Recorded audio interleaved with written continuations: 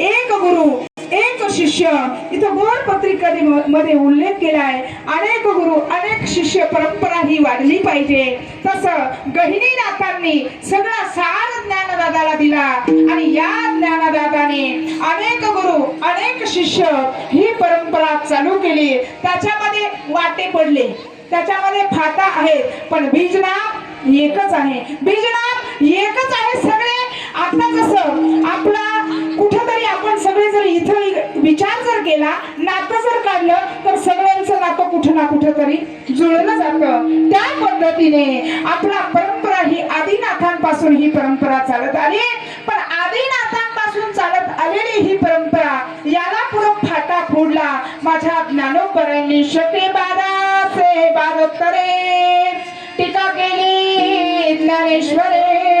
सचितानंद बाबा आदरे लेखतो झाला. या ज्ञानोबरांनी विचार केला, समाजाचा विचार केला.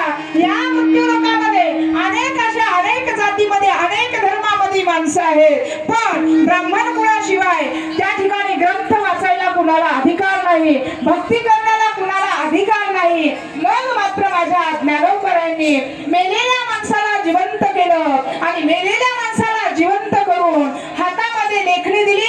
पहिलं ट्रान्सलेशन करणारा, मराठी संवाद साधणारा पहिला लेखक झाला ज्ञानोबराय. वयाच्या 16 वर्षामध्ये ज्ञानेश्वरी सारखा महान ग्रंथ तुमच्या माझ्यासाठी लिहून ठेवलाय. सर्वसाधारणना दिला हरिपाठ. सर्वसाधारण माणसांना, ज्यांना वेदाची भाषा कळत नाही, त्यांना शास्त्र कळत नाही, त्यांच्यासाठी हरिपाठ दिला. आणि मात्र योग्यांना चांगदेव 65 दिली आणि ज्ञानेंना त्या ठिकाणी ज्ञानेश्वरी सारखा ग्रंथ दिला. ती ज्ञानेश्वरी म्हणजे ब्रह्मसाम्राज्य दीपिका वर्णिये लिखिते लिखिता.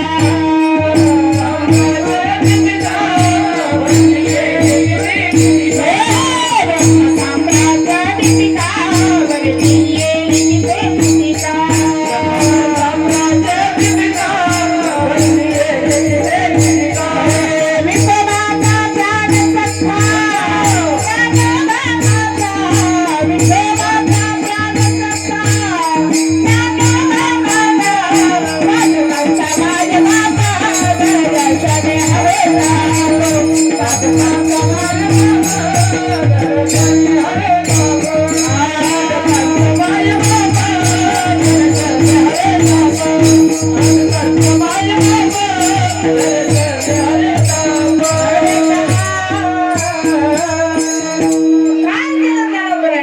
ब्रह्मसाम्राज्य दीपिका वर्णिये लिखिते चिटिका. गीता नाम ज्ञानेश्वरी अलंकार झाला.